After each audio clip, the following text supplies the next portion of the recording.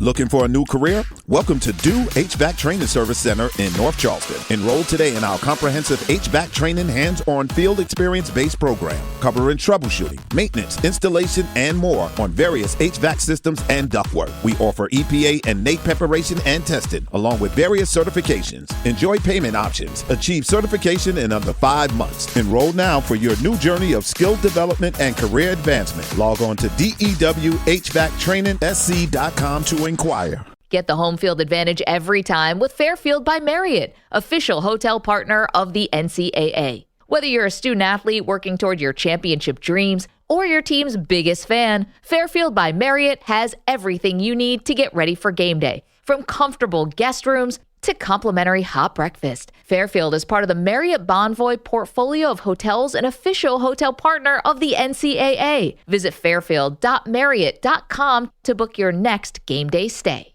High Five Casino. Social casino fun with real prizes and big Vegas hits. Have you had your high five moment today?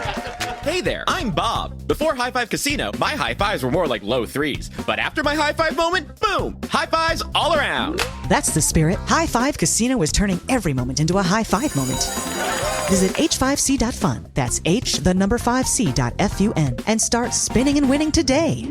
High Five Casino. High Five Casino is a social casino only. No purchase necessary. Void where prohibited. Play responsibly. Terms and conditions apply. See website for details. Welcome into The Verge, a show which covers the Baltimore Orioles minor leagues. The Verge is part of BSL Radio. Baltimore Sports and Life is dedicated to analysis and discussion on the Orioles, Baltimore Ravens, and the University of Maryland. The site has a team of writers providing coverage of those teams and houses live streaming content weekly. Join the conversations at the message board, like BSL on Facebook, and follow BSL on Twitter.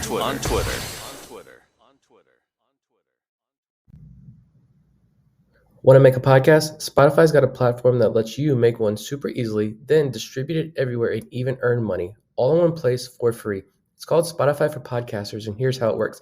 Spotify for Podcasters lets you record and edit podcasts right from your phone or computer, so no matter what your setup is like, you can start creating today. Then you can distribute your podcast to Spotify and everywhere else podcasts are heard. Video podcasts are also available on Spotify. With Spotify for Podcasters, you can earn money in a variety of ways, including ads and podcast subscriptions. And best of all, it's totally free with no catch.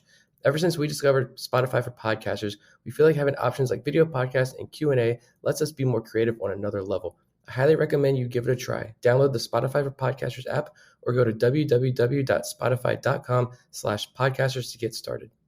Welcome to On the Verge. This is Zach Spedden, joined as always by Bob Phelan and Nick Stevens. And we're coming to you with our second to last episode of 2022. And we've got a lot to get into tonight, including projected rosters for the Orioles minor league affiliates in 2023, going all the way from Norfolk down to the FCL. So we're going to have a pretty in-depth look at that. In addition, we're going to talk about some free agent signings that the Orioles have made in the last week, including Adam Frazier and the return of Mychal Givens. That'll be on tonight's episode, but we'll start off with the projected rosters. If you go over to BaltimoreSportsAndLife.com now, you can see the full list written by Bob. And Bob, as he does every year, takes a really thorough look at the depth chart throughout the Orioles organization, puts together a starting 9 for each team, plus a bench, plus a starting rotation and a bullpen, and then assigns them what he labels a watchability rating, which kind of gives us a snapshot of how much talent that team does or doesn't figure to have going into next season. So, Bob, just give the listeners a little bit of background on the process, how you come up with the watchability ratings, and what your impressions are as you look at this list as a whole. Yeah, it's one of the more fun things I get to do as we go deep into the off season. And, there's a couple months still before spring training starts. But, at the end of every season, it's sad that it's over, but it's also like you get a little burnt out. You need a break from baseball. And basically my process of writing this article is what gets me excited and recharged to get ready for the next season. And yeah, I just take a look at how the year ended as far as the rosters are concerned. Guys that will repeat the level, guys that are going to probably get bumped up a level, and putting these rosters together. Yeah, it can be tough because especially right now with the Orioles system so deep and talented, it's like, okay, I have 6 starting pitchers in each of these rotations, and still have to relegate talented guys that I think could be in a starting rotation at the minor league level to the bullpen to start. So, yeah, it's a lot of fun, and you just get to put these names in places and look forward to going and see them play at those places. And on that note, we'll start at Norfolk, where kind of a veteran influence on the Tides roster, especially on the position player side, with some players that the Orioles have acquired this offseason. But you do also have some top prospects slated to start there, including Connor Norby, Colton Cowser, and Joey Ortiz in the starting lineup. And then some really interesting arms on the pitching side, including Drew Rom, Ryan Watson, Justin Armbruster, and Chris Valamont, who is slated to return to Norfolk after a little bit of a breakout last summer at Bowie before a more up and down result once he got to AAA. And then also a good bullpen where you have a couple of arms who arguably could start in the major leagues, including Nick Vespi and Mike Ballman. So, Bob, I'll start with you on Norfolk. Kind of give us your takeaways from this projected roster. Yeah, I think with the Orioles getting back into contention, or hoping to at least, ended last year on a positive record, aren't doing as much through free agency as a lot of Orioles fans may want. But I think you can just see the way they're attacking minor league depth, minor league signings, waiver claims, and just the way the roster looks to be going to be constructed at Norfolk this year. It's a lot more like, who are guys that if we suffer an injury at the major league level, these guys can come up, have experience in the major leagues, and can step in and produce at a decent level. Like you see the minor league signings, Franchi Cordero, Nomar Mazara, Josh Lester, and Lewin Diaz was a waiver claim who would have to pass 2 waivers, but it's potential that he could do that. And same on the pitching staff with like Spencer Watkins is a guy that you don't want to count on, but if you need him in a pinch, former guest of the podcast will step up and do a good job. And you also have these high-end prospects in our top 10, like you said, Norby, Cowser, and Ortiz, as well as Hudson Haskin, who is a little underrated in the 15 range, but Maverick Hanley as well. Like all of these guys you could see getting a shot at the major league level at some point in 2023, depending on how things break. And the pitching staff, I think, is really underrated, with Drew Rom recently added to the 40-man, Ryan Watson, minor league pitcher of the year, Justin Armbruster, great guest to the podcast as well. And you could have Noah Denoyer up from AA, spoiler alert, in quick amount of time as well. So I think it's just a deep roster of veterans and guys who will probably be veterans before long. Yeah, this projected Norfolk roster makes me wish I still lived down there in the Hampton Roads region, because I spent many years watching some really bad Norfolk teams. And like even someone like me who can sit here and find the random bullpen arm to get excited about, it was tough to watch those Norfolk teams most nights. But I think with some of the projected veterans here, you see what type of player the Orioles are targeting to fill these spots. And it's guys who hit the ball incredibly hard, guys with good prospect pedigree. So even those veteran names, your Diaz, if he slips through waivers, which I hope he does, I feel like he's 1 or 2 on the DFA block. And speaking of, Mychal Givens signing right before he came on air, like that, Diaz could be one of those guys. But with these guys, Daz Cameron, even Josh Lush, like these are guys with a little bit more in the tank, and they all hit the ball incredibly hard. That I think is going to make Harbor Park, which has always kind of looked like a much better pitcher's park than hitter's park, especially with that wind coming off the river and right center field. I don't think that's going to be an issue anymore. But I think you nailed the prospects right as far as looking at this roster and which prospects are going to be on Norfolk's roster. Got it right. I picked out one name, though, in particular that is really standing out to me, and it's Hudson Haskin. And you kind of referenced there by saying he's a little underrated. I said it last year, and I'm going to say it again. Like, I think Hudson Haskin is extremely underrated in the system. Maybe not extremely, but vastly underrated in the system. I think people focus too much on that unorthodox, quote unquote, swing of his, but I think it's kind of irrelevant. And he did a really good interview, I think sometime last year, talking about that swing and how people have had comments about it for years, and yet he's still succeeding. He had an 821 OPS in AA last season, 15 home runs, 126 WRC plus, all solid numbers. And one thing that I kept seeing in like the post-draft reports and early prospect reports about him was that if he starts to swing for more power, the strikeouts are probably going to increase. Well, he went from 5 home runs to 15 home runs last year at AA, and the strikeout rate only jumped up a few ticks to 21%, which I don't think is alarming. And the walk rate was identical compared to last year, 9.2%. So he's a true center field prospect who's going to hold that position down in the major leagues if he gets there. I think he's just been a very quiet career for Hudson Haskin. So I think there's the past him, and there's another guy too that I think is criminally underrated, but I'm going to save that one for next week's show. But right now it's Hudson Haskin. Rom, same thing. It's looking at the pictures like Drew Rom. I hate this. He's a soft tossing lefty moniker that gets put on him. He's not Alex Wells. He's not Zach Lowther. Like the velo increases every year for real. The multiple arm angles. He came out with that interview when he was added to the 40-man roster about the changeup. That's something he's really working with. I mean, you look at his career numbers. I pulled him up here. He's 25-9 with a 3.41 ERA, 414 strikeouts and 353 career innings, all while being between 2 and 5 years younger than the competition at every stop.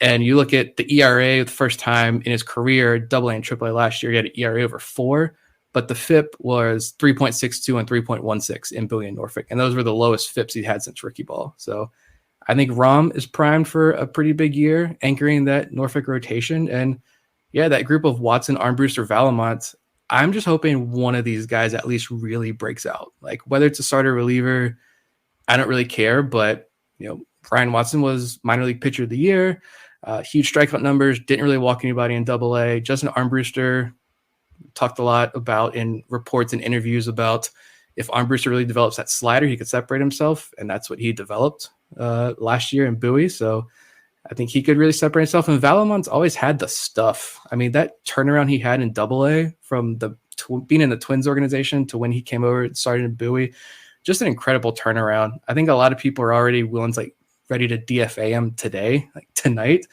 But I'd be shocked if that happens before the season starts. And Valamont's someone that I'm still really intrigued to watch. But one of those three guys, I think, is going to take a huge leap forward next year. Yeah, I feel like Haskin is the kind of guy that most organizations would be happy to have in the back part of their top 10 list. And he's nowhere near the top 10 in the Orioles system. Improving power numbers, good center fielder. And I think if he gets a full healthy season at Norfolk, you're going to see good things out of him.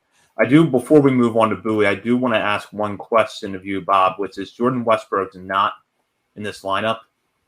So where do you see Jordan Westburg starting the season? How could I forget Jordan Westburg? No, I predicted him to either start the season at the major league level or be traded in a trade for a pitcher. So out of those 66.7% chance of not being on the AAA roster, of course, there's a chance he could start in AAA, at least at the beginning of the year. Just move Josh Lester to the bench and put Westburg there for a couple weeks until he gets called up. But I'd also like to just note that the bullpen is pretty ridiculous at Norfolk here, especially if things go the way that I predicted with guys like Nick Vespi and Mike Baumann, who had success at the major league level last year back in the AAA bullpen. I mean, Vespi, I'd love to see him get a shot to just stick in the major league level, but, we have a loaded bullpen and he has options. So I feel like he might be another up and down guy this year. You also have the AFL guys, Easton Lucas and Nolan Hoffman, and last year's AFL Connor Loprich with Cole Uvila coming back after a nice year last year. And my guy, Adam Stauffer, who I will continue to boost up no matter what. The bullpen, and even Vivek says Yanier Cano is an option. A lot of these guys, the Orioles just signed to minor league deals today. So the bullpen in Norfolk should be pretty good. Yeah, I really love this bullpen. And those 3 minor league signings they made today definitely we're already got some wrinkles thrown into this projected roster. But yeah, and another thing back to Hudson Haskin too, I forgot to mention, he only played in 26 games at high A before starting last year in AA. So again, just something else to consider when thinking about Hudson Haskin. But like this bullpen, yeah, Mike Baumann, I just think just leave him in the bullpen, honestly, and let's go from there. Haven't changed my mind there. But elsewhere, like Nolan Hoffman, Easton Lucas, Connor Loprich, Lucas had a good season in Bowie and has gained a ton of steam this offseason, especially when he was in the Arizona Fall League. Nolan Hoffman had an unbelievable Arizona Fall League. And yeah, the strikeout to walk numbers were unbelievable in the AFL. We just didn't get to see him last year because of injuries. I wouldn't be surprised if he's in the majors at some point in 2023, assuming all things go right for him to start the year. And Connor Loprich, honestly, I think he's someone that no one else is going to talk about, but I think the stuff plays pretty well. And he's got like identical numbers between lefties, righties. So he's an interesting arm. And Cole Uvula, just shout him out. Rule 5 pick, minor league Rule 5 pick last year. I think he started out, was it Uvula, Vespi, and who was it that he got cut? There's another reliever. Those guys did not allow a run like ever to begin the season. Vespi kept that streak going. Obviously, the other guy, I can't remember who it was now, who got cut. Right-hander who's been Tim in the league Naughton? a while. Tim Naughton, yeah. He got cut. Uvula stayed in Norfolk all season, and like look at his splits. He had one bad month. Month of June was a disaster, an 11.74 ERA. But the rest, I mean, 0 runs, 2 runs, 1 run, 3 runs, 1 run. Like he had a really good year except one bad month. So I'm curious to see what he can do next year if he gets a shot finally. Yeah, I gave this roster an 8 out of 10. Do you guys agree with that? We should go and see if I'm way off on these. I'm pretty high on all of these rosters to be honest, but I feel like that's just because there's too much talent and depth to the system. Yeah, I'm trying to see what you gave the other ones without spoiling it and see like where they rank. It's definitely not my favorite, which is like there's Connor Norby and Colton Cowser and Joey Ortiz, right? And maybe Jordan Westberg, like all in this lineup. But it's not my favorite. But yeah, I think that sounds about right. Yeah, I think that's reasonable. And I mean, I'm sure that there is a little bit of a balancing act too that goes into whether or not a team has a lot of prospects versus whether it's competitive. And Norfolk figures to be competitive with a lot of prospects early on, but then the potential for things to turn over. And if they do turn over, there could be some insurgence from Bowie. Now, the only player who figures to be in our top 10, or at least one of the players that's definitely going to be in our top 10 from this list, is last week's guest, Kobe Mayo. But you also have Heston Kjerstad projected for Bowie's lineup, along with Daryl Hernandez. And a couple of guys that I think we could see better production from this year, and actually 3 guys, in John Rhodes, Cesar Prieto, and Dante Williams. That's part of the lineup that also includes T.T. Bowens, Colin Burns, Connor Pavloni, with a bench of Randy Florentino, Adam Hall, Billy Cook, and Zach Watson. So a lot of speed there. And then meanwhile, the pitching staff, if you want to look for breakout candidates, you might want to look at Bowie's pitching staff a little bit. You have Cade Povich and Chase McDermott, who were brought over in deadline deals last year for Jorge Lopez and Trey Mancini, respectively. On the Verge favorite, Gene Pinto, along with Carlos Tavera, Peter Van Loon, and Noah Denoyer, who probably could go to AAA, but a lot of depth at Norfolk combined with some missed time to injury last year pushes him back to Bowie. And then in the bullpen, you got the likes of Cade Stroud, Ignacio Feliz, Brandon Young, Houston Roth, Xavier Moore, Daniel Lloyd, and Clayton McGinnis. So certainly a pretty high upside bullpen there in Bowie. Nick, I'll start with your thoughts on this team. I'll start with the bats and just say, like, there's a lot of home run potential with this lineup. Like, Daryl Hernandez has real pop. Kjerstad, we saw what he was doing out in Arizona. He could put up those same numbers in Bowie. We don't need to explain Kobe Mayo any further. Like T.T. Bowens, those numbers in Aberdeen, I think were a product of Aberdeen. We know T.T. Bowens hits the ball extremely hard. I was hoping he would have got promoted to Bowie at some point last year just to see what he has. But I think with some of the other guys like Kjerstad, I think that is right that he starts in Bowie. I don't know if I think that Arizona Fall League campaign he had really cemented that for me. Like, I doubt he goes back to Aberdeen. Get him to Bowie, coming off the hot AFL experience. It's a hitter's ballpark. Let's see what you got. I'm just waiting for the point where he's adjusting to AA and he's hitting like barely 200 2 weeks into the year, and people are going to label him a bust because whatever. But give Heston Kjerstad some time. He'll be all right. But I picked another guy out of this lineup that I'm most intrigued by here, and it's John Rhodes. To be completely honest, like shout John Mioli, his Substack, again, maximizing playoff odds. Go subscribe. He had a piece last week, talking about looking at underlying batted ball data and picking out some guys who he thinks could break out in 2023. And John Rhodes was one of his guys, and he noted 15% in zone whiff rate and 19% chase rate, both of which are very good. We don't have access to those numbers, but you can see like a swinging strike rate on Fangraphs. And John Rhodes, if you go back the last couple of years he's been in the organization, I think only like Joey Ortiz and Adley Rutschman they lead the way as far as best swinging strike rates in this organization. But John Rhodes is right there. And I just think that he's already one of the most athletic players in the system. He was hurt for so much of last year. I think he had that wrist injury that I think probably just lingered for a lot longer than he had hoped. So he hasn't really played much. He doesn't swing and miss. A lot of that positive swing decisions, he's kind of one of the kings of that in this organization. So I think if he comes back next year and he's fully healthy and he begins in Bowie, I certainly believe John Rhodes is probably one of the bigger guys to watch in terms of bats, at least, that could break out here in Bowie. Yeah, completely agree with Rhodes. I think if he didn't hurt his wrist, I think last year would have been that big breakout that we kind of called coming into 2022. But if he's healthy and starting in Double-A Bowie after getting a taste of it, even if he was a little bit hurt at the end of last year, I feel like he could really take off. And obviously, Kobe Mayo, I mean, he just turned 21 years old. He got a taste of Double-A last year. I could honestly just see him becoming one of the top 10 prospects in baseball before too long, going into next season and just going off. Heston Kjerstad, how exciting. Dale Hernandez. Like, this is maybe not, have a bunch of top end guys that are going to, hope that we can get them to Baltimore by July or anything like that. But this is the next wave.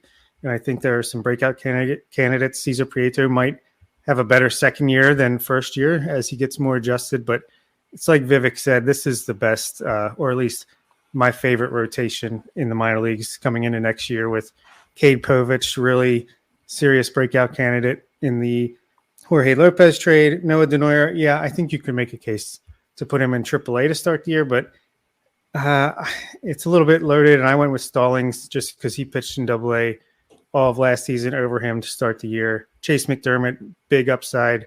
Our favorite, Gene Pinto, Carlos Tavera, kind of like John Rhodes on the pitching side. I feel like last year would have been his breakout if he didn't get hurt. And I'm going to expect him to break out this season instead. Peter Van Loon had a great season. And there's 3 starters in the bullpen: Houston Roth, Ignacio Feliz, Brandon Young, coming back from injury. But you could see some tandems here, or at least 4 or 5 innings like they did last year. And I think every time you turn on a Bowie Bay Sox game, you're going to at least have a starting pitcher on the mound that's well worth watching. McDermott is a guy that really interests me because you have to watch his stuff to believe it, especially that fastball. I think I said that after one of his starts when he got to Aberdeen, it almost looks like his fastball approaches the zone, suspends itself in midair, and then gains velocity and rises up at the last minute. That's not the kind of thing you see very often. And his Bowie numbers last year are a little bit deceiving when you consider that he was lit up in his first 2 outings. One against Somerset, the Yankees affiliate, and then Altoona in the outing after that, the Pirates affiliate. But then he was pretty effective the rest of the way there, including 9 strikeouts and 4 2/3 in the game against Richmond. That was his second to last start of the season. So there was a little bit of a positive upward trend with McDermott at the end of last season that I kind of hope carries over. And same thing with Povich. Povich, some ups and downs at Bowie, but there's a reason to believe that with a longer run there, he's going to pitch well. And one thing I would also encourage our listeners to do, and I'll remind them of this as the season gets closer, is to really watch that home run to fly ball rate at Bowie. In the last few years, it has been a home run hitter's park. So you might have a pitcher there whose numbers are a little bit better than what they're indicating because that home run to fly ball rate might be higher than it would be elsewhere. And I just think with this staff, specifically Povich and McDermott, this is definitely probably one of my favorite pitching staffs in terms of more proven talent. This is definitely going to be the top rotation and bullpen to watch. But I think with Povich and McDermott, you see a lot of still kind of negative talk around these 2 guys because you just looking at the surface level Double-A numbers, like Zach mentioned, they're not super encouraging. And also just the fact, going back to the Trey Mancini, Jorge Lopez deals, I don't know, they're all connected to this. So maybe they're always going to be connected to that. So I don't know if people just still have that on their mind, but from what we've heard, if I remember correctly, right, the organization really didn't adjust much with these guys when they came over. So you got a guy specifically in Cade Povich who didn't really pitch too much before he came into the Orioles system, at least in the pro ranks. I think he flashed some of the best stuff in the entire organization behind Grayson Rodriguez and D.L. Hall. And like, I just think that if you look at, trying to pull up his numbers here, if this thing will load. Yeah. Just 10 pro innings in 2021. And then he had 90 innings under his belt before being promoted to Bowie for his last 6 appearances. So I just think trying to adjust to AA at the age of 22. So he was still young for that level, trying to adjust to AA in a brand new organization that I don't think really put their full touches on him yet. And, crazy ending his college year with COVID, getting traded midseason, which I think was a surprise, all of that coming together. I just think 2023 is a stable year for him. He goes into the offseason with the Orioles, give him a full plan of what they want to see changed and tweaked, and he works on that.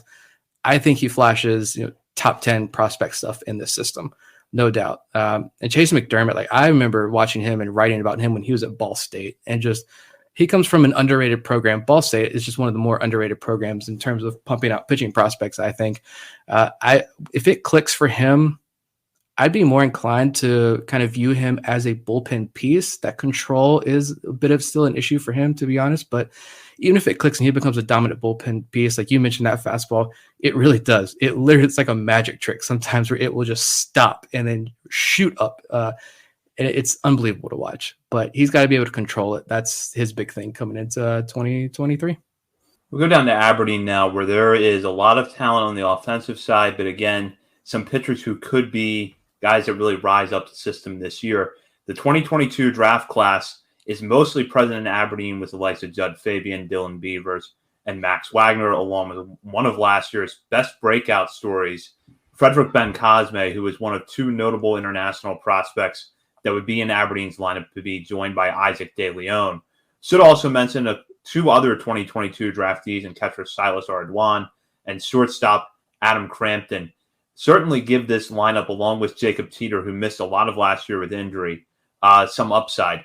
Meanwhile, on the pitching side, Trace Bright, a pick out of Auburn in last year's draft, to be part of a rotation that could also include Davy Cruz and Juan De Los Santos, 2 good breakout stories from Delmarva last year, and along with a lot of interesting arms at the back of that rotation and in the bullpen. So after what was one of the best teams in Ironbirds history last year, came within 1 win of the South Atlantic League Championship. The Ironbirds at least should start out next year as a pretty good club again. Your thoughts on that, Bob? I'm guessing you're planning on taking the short trip over to Lido's Field at Ripken Stadium a lot early next year. Yeah, for sure. And I think this is the second year in a row where they have the highest watchability rating for me coming into the season, just because, well, it seems to be a trend with the Orioles. They're going to pick college bats a lot in the draft, and they tend to start in Aberdeen the following year. But, Fabian, Beavers, Wagner, and Trimble from the year before, but dealing with injuries, that's a loaded start to a lineup. And then you add in 2 of my personal favorites, De Leon and Ben Cosme, breaking out from the international scene. Jacob Teeter trying to stay healthy, get back on track. And then you mentioned Ardwan and Crampton. Just feel like what a great lineup right there. And the bench, you got Adam Retzbach, another high-profile catcher from this last draft, Nolberth Romero, Trenton Craig, Isaac Bellany, just a bunch of guys that I enjoy watching. And this pitching staff is like, watch out, breakout central. I feel like at least 3 or 4 of these guys are going to be some of my breakout picks for next year. Trace Bright, seems like there's a lot of helium for him already since being drafted. Davy Cruz and Juan De Los Santos already kind of broke out, but let's see if they can do what Gene Pinto did this past year and have some success at the next step on the stop. Cameron Weston shows some promise, Moises Chase as well. And in the bullpen, I just want to see that 7-footer Jared Beck start hitting 100 miles per hour. Randy Johnson, let's go. Yeah, I'm looking at this projected roster, and I see Judd Fabian, Dylan Beavers, and Reed Trimble as a starting outfield. And if that's the case, like personally, that is my favorite positional group in the entire system based on these preseason predictions. And I pulled up John Mioli, shout out to John again, an old piece he had from early in the season on Judd Fabian, with some quotes here from Brink Ambler, who was the hitting coach down at Delmarva last season. But he said, there's not really a whole lot of ways you can say it. I've seen a lot of really good players come through here, and Judd has been different. Offensively, he's been different. He controls the zone elitely, despite the fact that he was getting almost singularly game planned for every game he was in the lineup. Guys would pitch him so counter to every scouting report that we had. He was basically in a different universe as far as that was concerned. Guys were throwing him right on right changeups, throwing him totally different things than they would throw anybody else. A ton of credit to Judd. He was super mature in the sense of understanding that, being willing to change his game plan, think along from at bat to at bat, think about what makes sense. Super high praise there for Judd Fabian. 22 games as a pro last year, OPS over 1,000, 19 walks, 21 strikeouts.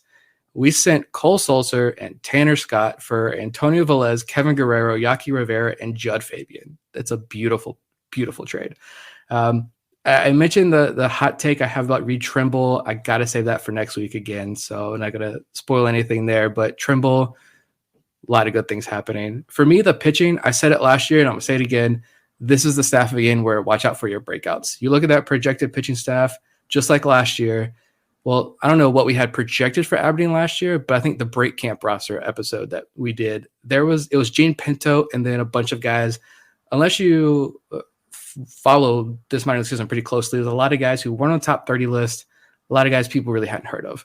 And then we saw Armbruster breakout, Noah DeNoyer breakout, Carlos Tavera breakout. This is that group again. Trace Bright, you mentioned a lot of helium since he's been drafted. Davey Cruz rose into, he became a top 30 prospect on Baseball America's list last year. Even if he starts in Delmarva, I think he spends the majority of his time in Aberdeen. Juan de los Santos is a name that I've pushed out very hard since the beginning of last year. I'm going to keep doing it. Moises Chase, I think he had a couple injuries. He had a freak injury too at the beginning of the year, like slipping off the mound or hitting a weird patch in the pitcher's mound. But I think he could be a guy, one of these younger international guys who, if his offseason weight room program is legit and he continues to grow into that body and get stronger, he's going to have a really big breakout next year. I just think like Aberdeen has got to give us a good camera, give us a good announcer who actually talks to players and isn't just generically calling these games. I need good visuals of this Aberdeen pitching staff, because if you're a diehard, this is the staff that I think you need to watch very closely. I want to point this out, and this is, something that I think is somewhat of an outlier if you're going to look at other high A rosters next year. Moises Chase is not going to turn 20 until June 9th. Juan de los Santos won't turn 21 until May 25th. Davey Cruz will turn 19 in February. You have the possibility of all three of these guys in a high A rotation at a very young age to be there. So there might be some ups and downs, but all three of them are very high upside arms that I think with enough experience could really thrive in that environment. Framber Valdez, Christian Javier, Urquidy. Astros had a history of doing this with their international pitchers. This is the Orioles version. So let's see who the first one to break through out of these guys is. And it's exciting to see this international presence start to trickle up towards the upper minors now. So can't say enough good things about it. I mean, we did say, we were talking about some of these younger international guys with someone in the organization, and the quote was, "They're coming." Talking about those international guys. So when he said that, I got a little chill down my spine. Just the way he said it and the smile on his face. They're coming. So yeah, if you have all these teenagers who, and all these guys, I think, did have decent years. There was that quote, was that Kobe Perez talking about how a lot of these guys were probably going to begin next year in Delmarva again, some of whom we'll talk about here in a second. But I mean, you saw Isaac De Leon get moved up to Aberdeen to close out last year and just go on a tear at the end of the year. Frederick Ben Cosme, talking about teenage bats, is he still only 19? Is he turned 20? I know his birthday's on Christmas. So I think he doesn't turn 20 for another week. He's going to be in high A. Like, not just the pitchers, the bats as well. You're going to have a lot of young international guys who we assumed would start next year again in Delmarva, but they've already got high experience under their belt. So maybe they are coming. Christmas birthday, that is #legendary. Could you imagine if Ben Cosme puts on some muscle this offseason and on top of just refining his game? I mean, he already doesn't strike out. Man, I feel like it could be a huge year for him. And it's a tough ballpark to hit in, obviously, but just give him the shot. If he gets to AA Bowie at some point next year, that's the chains are off. Yeah. The international scene has arrived.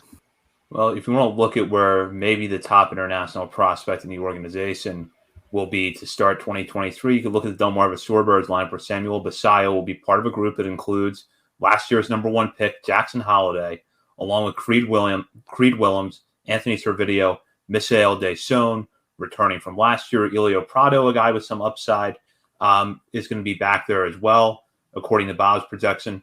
And you look at the rest of this group, some interesting bats with Anderson De Los Santos, Douglas Hodo, and Carter Young. And then on the pitching staff, again, some interesting young arms, headlined by Carter Balmer, who, in the little bit of time that we saw him last year, looked really sharp. Unfortunately, injuries limited his time in 2022, but certainly a lot of promise there. Juan Rojas is another interesting name to watch.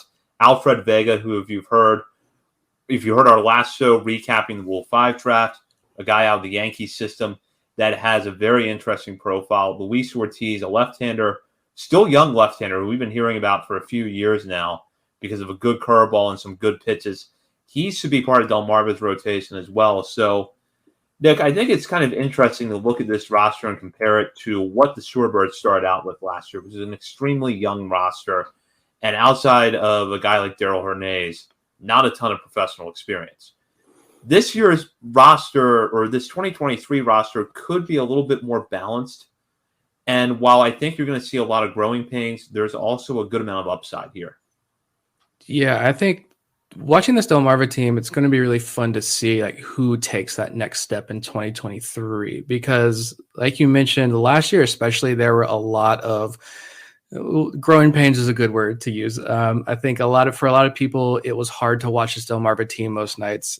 But at the same time, we have to remember that it was a lot of young international players who 2020, the season that did not happen, was supposed to be like their first full seasons of pro ball, and they didn't get that.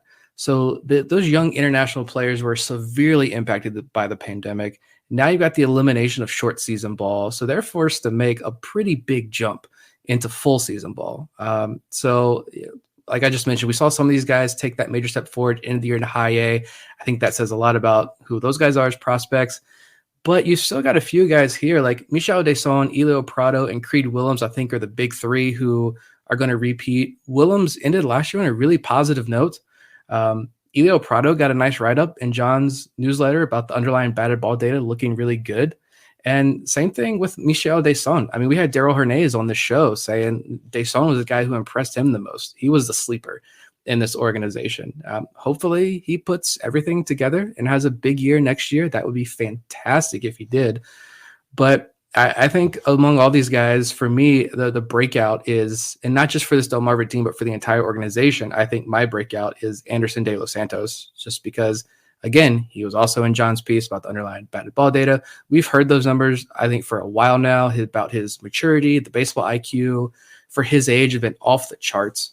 And so hopefully next year in Delmarva, he breaks out and has a fantastic season. Samuel Basayo, I mean, John's prediction of Basayo being a top 5 prospect next year was shocking and awesome. Even if that doesn't quite happen, that speaks volumes about what he's hearing from inside the organization. So yeah, this is going to be a really fun team. Pitching wise, look through here. Juan Rojas, Nunez, Yaki Rivera, Alfred Vega are the 4 guys with a lot of upside that I'm really excited to watch. Preston Johnson's gained a lot of steam. Carter Baumler, baseball gods, if you are listening, I will do anything if you just keep this man healthy next year. He teased us with a lot of beautiful innings, 11 beautiful innings last season.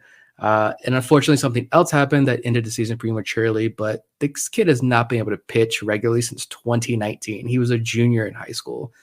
I just want him to stay healthy because that stuff, we've talked about this before, outside of Grayson Rodriguez and DL Hall, he probably had the highest ceiling in this organization. Even with the new additions, I'd still say he's top 3-4 highest ceilings in the entire organization as far as arms go. Yeah. And I wrote in this article that, maybe a good idea for another article or podcast is to do individual watchability rankings where, if all things are equal, who are you going to turn the MILB TV to for a given at bat? And I think Delmarva has the number one, at least for me, in the system with Jackson Holiday. Like, this is a kid who could skyrocket up lists this year and compete for a top 5, top 10, maybe, who knows, number one prospect in baseball. I don't expect him to be with the Shorebirds for long if he continues to do what he did at the end of last season. Super polished for such a young kid, and not far behind is Samuel Basayo for me. Like, if he's up to bat, I want to see what he can do with the baseball, because what a freak of nature this guy is. Like, can't wait to see him just crush some baseballs against older competition. And yeah, just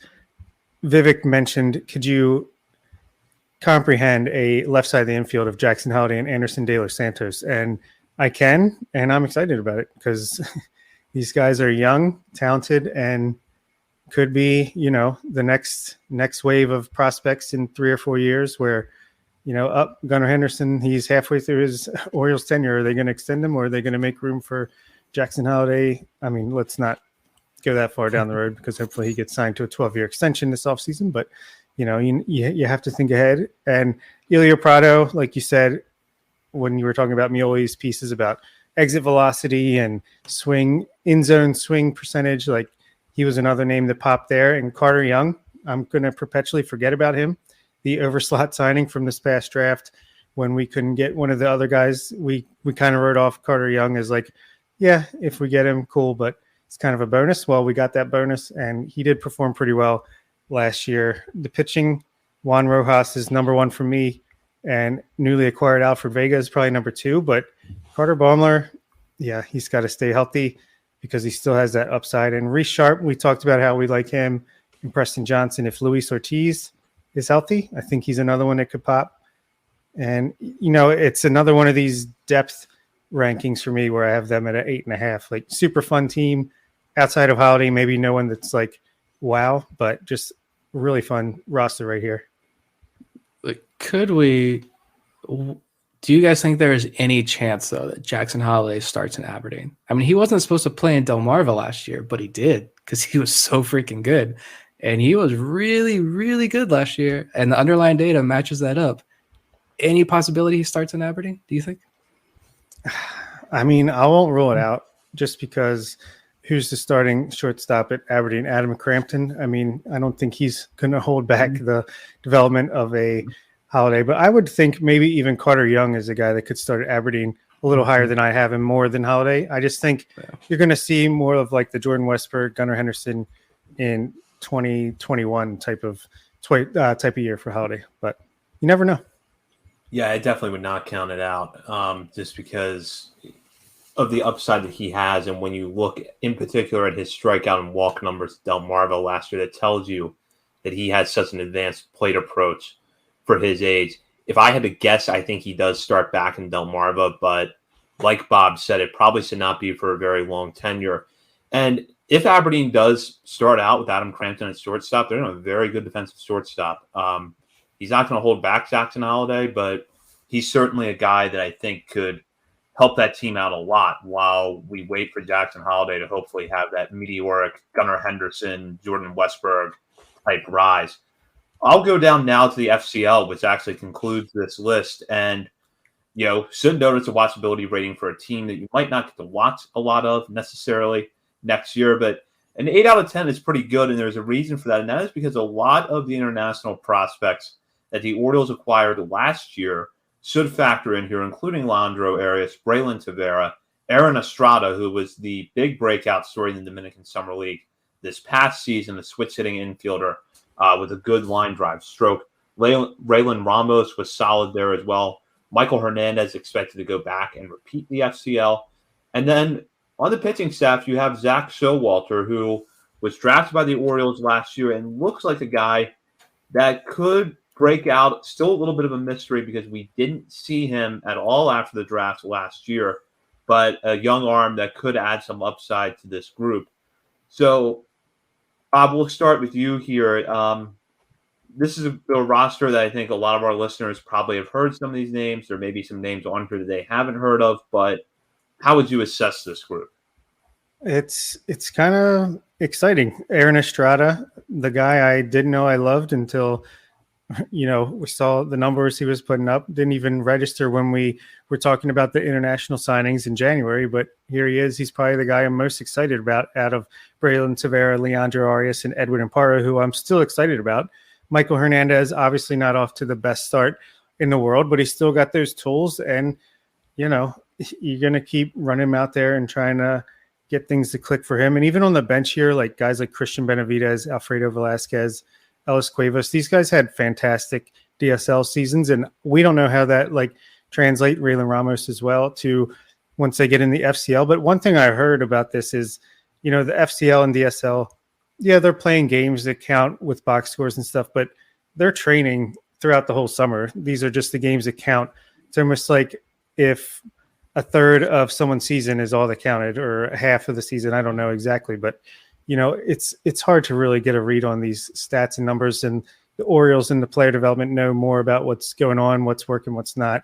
And, we're going to have to rely on Eric Garfield, our buddy, to get some live looks, give his thoughts once he gets to see these guys stateside. And yeah, that pitching staff, like Cesar Alvarez and Anthony Murillo, two guys that I thought could have broken out this past season if they'd stayed healthy. Zach Showalter, maybe the next Carter Baumler without the injuries potentially. I mean, we don't know. It's a high school pitcher. The Orioles don't take many of them. The mystery of just not being able to see him or even look at a box score as a professional is kind of intriguing to me. And then there's a bunch of these pitchers from the DSL as well, like Harif Frias and Jose Leandro, Luis De Leon, that seem to have electric stuff just based on the numbers. Obviously, we can't see much here, but I'm excited to get them a little bit closer to stateside and being on our computer screen so we can watch them. Harif Frias was a DSL All-Star last year. So, we got something cooking here. This pitching staff, I just want to see something because we talked about on our recap show. You really didn't see too many intriguing prospects down in the Florida Complex League last season. A lot of guys who didn't make it through the whole season, a lot of guys who got to Delmarva and ended up finding their way back to Sarasota, your Steven Acevedos and those types of players. Hopefully this year, these guys take a big step forward. I do think there's a lot of intrigue. You have a lot of older pitchers talking about Astros and their pitching development. The Orioles grabbed some of those older international guys. They signed late in the year. Some of them signed mid-season for, the minimum, I'm guessing, is what they signed for since it was so late in the process. The guys who were 20, maybe even 21 years old, some of them, but you're like Jose Leandro, Noelan Cuevas, Andres Parra. These are some interesting lefty guys who had really good DSL seasons. So again, like Bob said, we have no idea how this is going to translate. Wasn't Cesar Alvarez the guy who Kobe Perez came on our show and was like, yeah, he touches 100. And we were like, who is Cesar Alvarez? Who is he talking about? Maybe. I think it was him. I already forgot. But if so, that's intriguing right there. Luis Cesario is a name that I'm just going to remember just because he was part of the Paul Fry trade. But yeah, the bats, this is the bigger class. Leandro Arias was a guy who Fangraphs put number 14 or a top 20 prospect last season after the Orioles signed him in that international class. So we've heard a lot of good stuff about his batted ball data as well. So it'll be good to see him stateside. Aaron Estrada doesn't turn 18 until mid-January. I just looked. He was an all-star last year in the DSL, 45 games, in OPS over 1,000. I know take DSL stats with a huge grain of salt. And I honestly don't even spend too much time looking at them. But when you OPS over 1,000 as a 17-year-old and you have more walks than strikeouts, he had 29 walks to just 23 strikeouts, that could portend to something pretty good moving forward. So he's tiny. What's he listed at? I've had it, I lost it. He's listed 5'8", 142. So a tiny kid, but the guy hit the ball a lot last year. I'm intrigued. Exactly. Raylan Ramos and Gene Mata, to me, are the two names that I want to see what they got. They had good seasons in the DSL as well. And Braylon Tavera is still the guy. He was the headliner that last year's international class, but I still, Fangraphs didn't have him in their top 50 Orioles rankings. I mean, Tavera is just, you don't see a lot of hype around him. So I'm waiting to see for myself, what excites me about Braylon Tavera, to be completely honest. But he's, like you said, he's one step closer for us seeing for ourselves. Alejandro Mendez was the guy that was touching 100 Yoni reminds us, that does sound correct. There you go. But I know Cesar Alvarez was a guy that, had a fantastic 2021 in the DSL. And I feel like maybe that's the reason that the FCL was so screwed up last year as far as pitching goes, just because Murillo, Alvarez, Ortiz, a bunch of guys that Rangel, like Chaste, injuries. And I know some of those guys were with Delmar, but not the FCL. But some of these international pitchers really didn't even get to put up any, if many innings this past season. For the full list of projected rosters, go over to BaltimoreSportsAndLife.com. Click on the Orioles tab. You'll scroll down and find Bob's article there. You can see the full list as well as Bob's write-ups there as a companion piece to listening to this episode. And we'll transition now into talking about some of the Orioles' recent free agent acquisitions. But first, the wait is over. DraftKings Sportsbook, one of America's top-rated sportsbook apps, is officially live in Maryland. Now you can legally bet on all your favorite sports with DraftKings anytime and anywhere right here in Maryland. For a limited time, new customers who sign up with promo code On The Verge will receive $200 in free bets instantly. Why not roll the dice on the Baltimore Orioles in 2023? Use one of your free bets on the Orioles to win the 2023 World Series and turn a $50 free bet into $1,800. DraftKings has the best features, including same-game parlays, unlimited player props, and more, with fast and easy payouts right at your fingertips. DraftKings Sportsbook is where I go for all my sports betting needs. Download the DraftKings Sportsbook app now and use promo code On The Verge to get $200 in free bets instantly when you place a $5 bet on anything. Only at DraftKings Sportsbook with code On The Verge. Please play responsibly. For help, visit mdgamblinghelp.org or call 1-800-GAMBLER. Must be 21 years or older, physically present in Maryland. Eligibility and deposit restrictions apply. Bonus issued as free bets. See DraftKings.com/MD for full terms and conditions. Since our last episode last week, the Orioles have signed 2 free agents to 1-year contracts, including utility man Adam Frazier and reliever Mychal Givens.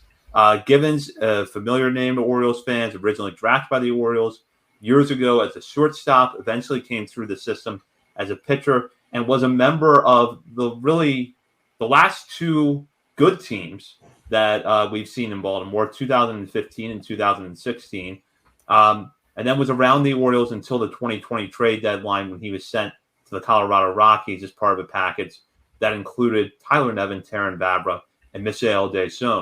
Since then, Givens has pitched for 3 different teams and has been traded at back-to-back trade deadlines, 2021 and 2022. He ended last year with the Mets, and really the way to summarize Mychal Givens now is that if you saw Mychal Givens with the Orioles a few years ago, he's pretty much still that Mychal Givens. Still a guy who's going to strike out a lot of batters, probably walk more than you would like.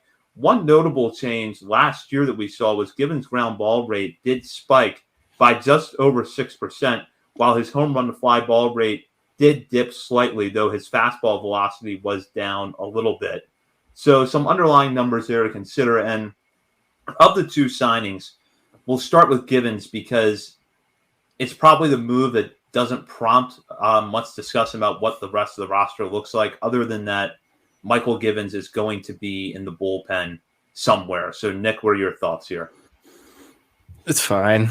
I haven't really I saw this right before trying to put kids down for bedtime and get ready for this show. So haven't really processed fully, and I cannot do the instant hot take reaction thing. But all I will say is that like you mentioned the stats, he's been consistent. We know his past year in Baltimore, what he's done on the mound.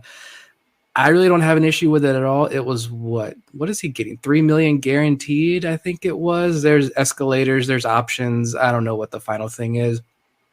I'm more curious about what does this mean in terms of is there a reliever trade happening? Who's getting DFA'd? I'm not sure. It's definitely interesting. I think if the Orioles would have already addressed the starting rotation, this would kind of be a non-story outside of Mychal Givens is back. All right, cool. But since he's one of the highest paid now players on this roster this year, it is a little bit more interesting. But I don't have an issue with it. Bullpen arms, I mean, I'm against giving bullpen arms big money, regardless of who they are, especially when a team like the Orioles, who's done a very good job of getting these waiver claims and turning them into useful pieces. And we know how volatile relief arms can be. But I'm interested to hear some explanation behind it about why the Orioles decided to bring him in. And I don't think any of that's been talked about yet, but we'll see what comes out in the next couple of days, I guess. Yeah, familiar name, familiar face. He's a veteran reliever. Just get some veteran presence in the bullpen on a nightly basis. Maybe that's underrated. But as Vivek made a great point in our patron WhatsApp group, that this is probably not what Andrew Pilati wanted to see, the Rule 5 pick, trying to make the Orioles out of spring training.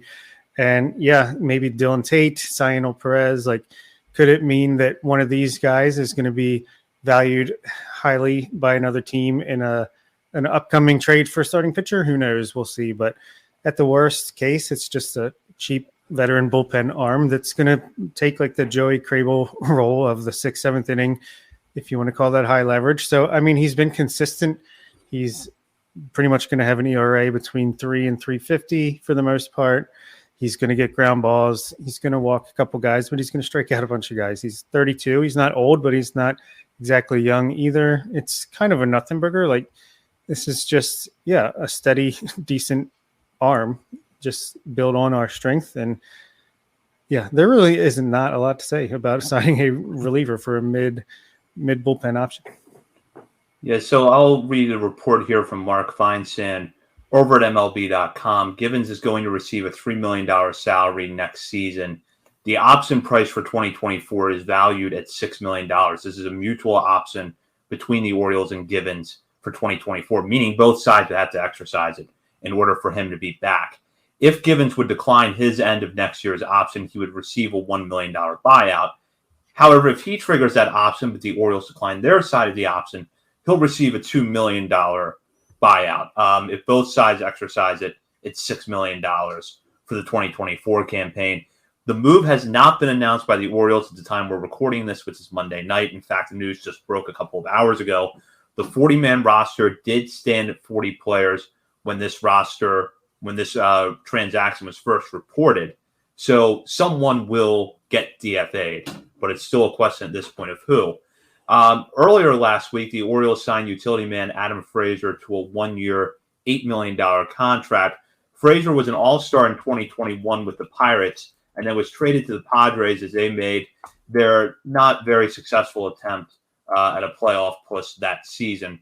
Frazier then went to the Mariners last year and saw his numbers regress in a lot of areas offensively. He has, however, remained a consistently solid defender at second base and continues to maintain good chase rate numbers, walks at a high clip, does not strike out. So for the Orioles, this seems to be a move built on two ideas. Number one, that in what could be kind of a platoon scenario, Frazier gives you that left-handed bat who you know is going to be a steady hand at second base and can play the corner outfield spots. The other factor is they seem to believe they can get Adam Frazier back to a better version of himself. I should add a better version of Adam Frazier is not a guy that's going to bring a lot of power to the lineup, and it's not going to hit the ball particularly hard, but he's going to make contact. He's going to get on base. He's not going to strike out. So I guess where I'll start, because I think this is really the more interesting question for us as a minor league show. And I'll start with Bob here, which is that it does feel like while Frazier fills a need that the Orioles probably have when you look at their roster right now, could Terrin Vavra have conceivably done the same thing? Or do you think that maybe the floor with Frazier is higher? And that's why the Orioles are making this move, because as I'm looking at it, to me, there's a clear redundancy between Frazier and Vavra if we're considering them for next year's opening day roster. Yeah, it's funny you asked that because I was about to say, it seems the Orioles are asking the question, why play Terrin Vavra when you could sign Terrin Vavra for $8 million and play him instead? But no, I think that the Orioles are not exactly thrilled with Vavra's defense at second base. I think we know that just the way they played him last year, playing Rougned Odor over anybody. It's not exactly a pat on the back as far as we trust your defense, but maybe they envision Vavra more as a center field, left field type. And Frazier's a guy that can man second base. He's got a really good glove there, consistent with the ground ball pitchers they're bringing in with the defense that we had last year. And yeah, I don't think he's blocking anyone per se, but I do expect him to start second base pretty much every day for the first half of the season as guys like Connor Norby, Joey Ortiz, Jordan Westberg get, acclimated to the major league level or get ready to get promoted to the major league level. And then he can maybe play more corner outfield when that time comes or be a utility guy off the bench. Hopefully that's the case. But I think if you're the Orioles, and this is the balance part that's kind of tough where, obviously you don't want to block the young guys, but you also don't want to rely on guys with no major league experience coming into a season in which you're hoping to contend for a playoff spot. So I feel like it's kind of just playing the middle game there where he can start the season every day in the lineup. And hopefully as guys graduate to the majors and prove that they belong there and are going to be above average players, regulars at second base or whatever position, then he can slide into a utility backup role. And hopefully that's the case. But yeah, it wasn't exactly the sexiest signing in the world, but I can see the reason they did it and what they're thinking here, even if it doesn't give Orioles Twitter much reason to be happy. Does anything at this point. But yeah, at first, I honestly did not like the move. I thought it was unnecessary. Started to kind of find myself drifting towards that side of the fandom that's up in arms about what's happened, or more importantly, what hasn't happened this offseason. But at this point, this is why I like to sit on this for a couple of days. I'm fine with the move. Clearly the Orioles value defense. We went over this with the Jahmai Jones Civil War. We went over this last year with Taron Vavra at second base. They're not going to put those guys there. We had to watch Rougned Odor almost every night at second base because the defense, because the leadership he brought, blah, blah, blah. We know that. But Frazier has that solid defensive floor. We know that. Even in the outfield, the defensive numbers, I know not everybody likes those. Take them for what you will. But the publicly available defensive numbers that we have, he wasn't terrible in the outfield either. So I'm fine with that. You raise the floor. Vivek's made this comment a couple of times there. You're raising the floor of the defense, which I'm cool with. As far as offensive numbers, we know who Frazier is. They're not signing him because they think they can unlock something. He's not going to be a 275, 300 hitter or above a 300 hitter who hits 20 plus home runs. He's a career 273 hitter who's pretty much league average with every metric, except he has fantastic control of the strike zone. Is it redundant that they have him in Vavra? I don't think he blocks Vavra, and I think Vavra can still play. I still think Taron Vavra is going to be a big leaguer for a very long time in some capacity with some organization. I just think he's still an unproven prospect, right? He could totally regress next season. And maybe he doesn't have that control. Maybe he's not getting on base like he was last year or like he was in the minor leagues. Maybe his strikeouts climb as pitchers adjust to him and he can adjust back. We don't know. Frazier's there as the safe floor to fall back on, if so. And you can still work him on more gradually, because I think that's the thing. Even if Jordan Westberg comes up, is he going to play every single day at his position? I doubt it. Connor Norby's not. Joey Ortiz isn't. I think the Orioles are going to gradually work their guys in and put creative lineups together every single night. And so for that instance, it's 1 year, $8 million. He's not brought in to block anybody, and I don't necessarily think it means someone's getting traded as soon as possible. Everyone wants to immediately trade off Jordan Westberg because we signed Adam Frazier. I don't personally see that connection, but yeah, I mean, if Adam Frazier would have repeated 2021, he probably would have got 2 years, 20 million, 2 years, 24 million, something like that. And they think he's a guy that is going to be able to bounce back. I love the quote from Adam Frazier in an interview where it's the front office and him are exactly on the same page about how to improve from the bad year he had this past season. And, he's basically a league average hitter. If you can get league average hitter out of second base with above average defense, that's a big improvement over what we had last year. That's for sure. And then hopefully you have a chance to even improve upon that in the second half once guys like Connor Norby and Jordan Westberg and Joey Ortiz are ready to take over. Yeah, it's interesting because, Taron Vavra spent some time in the IL at Norfolk last year. And I'm looking over his numbers now, and between the major leagues and the minor leagues last year, so that includes some time rehabbing with Aberdeen, he ended up with just 39 games at second base. Now, obviously, he missed a good chunk of time, as I mentioned, with injury, but the Orioles have sort of been moving him into more of that utility mold. He spent 17 games in center field at Norfolk compared to 22 at second base. So it's going to be interesting to me to figure out how Frazier and Vavra fit onto this roster together. But perhaps it is that Vavra is more of a left-handed hitting fourth or fifth outfielder who plays second base sometimes, while your true second baseman is Adam Frazier. Yeah, I think that's exactly right. And, if Vavra does stick around through this period and Frazier's a one and done kind of guy, he's a player that if he's on the bench with this guy and in spring training with this guy, he can learn a lot from him going forward. So, they're similar players, but Frazier's a veteran. Maybe he can teach Vavra, even if it's just through osmosis, so just being around him, that, here's how to be a successful veteran, or not veteran, but just major leaguer, and the process of that type of player can go through to stay, consistent, healthy, whatever. But I just feel like he could learn from him, or he can knock him out and take his job at some point during the season. Not literally knock him out, but I mean, none of this is sexy. None of this is fun, I think, to really talk about. Like, we're struggling here to come up, I think, with an interesting conversation with Adam Frazier.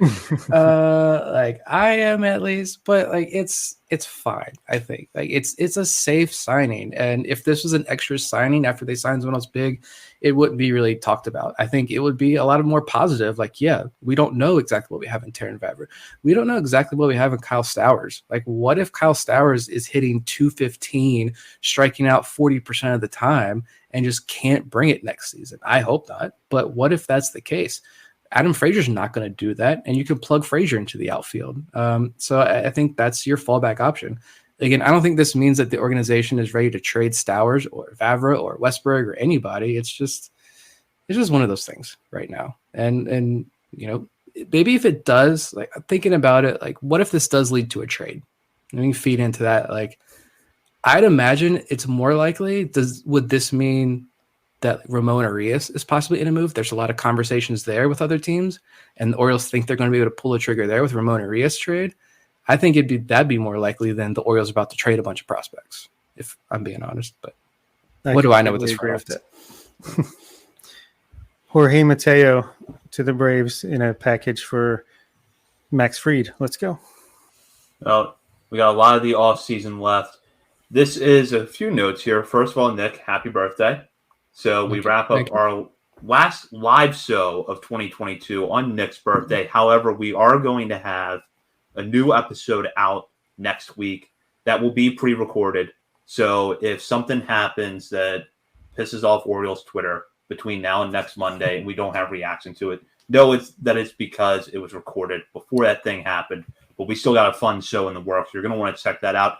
And if you're a member of our Patreon community, we might have a fun surprise coming for you here in the next week or so. And if you're not a patron member yet, you can sign up for as little as $3 a month. So consider doing that.